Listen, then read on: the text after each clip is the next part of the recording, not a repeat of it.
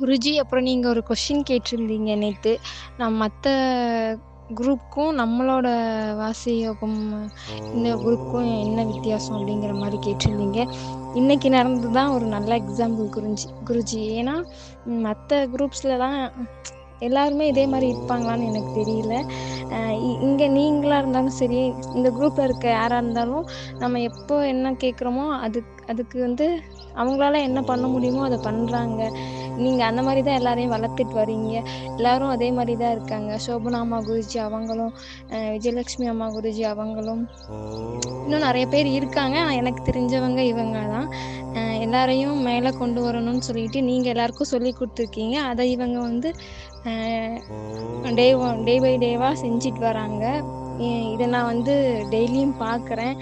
இது மாரி மத்த இதுலலாம் நடக்குமான்னு சொல்லி எனக்கு தெரியல. ஏன்னா இந்த உலகம் வந்து ரொம்ப சின்னதா ஆயிட்டு வருது. அவங்கவங்களுக்கு என்ன தேவையோ அத மட்டும் தான் எடுத்துக்கிறாங்க.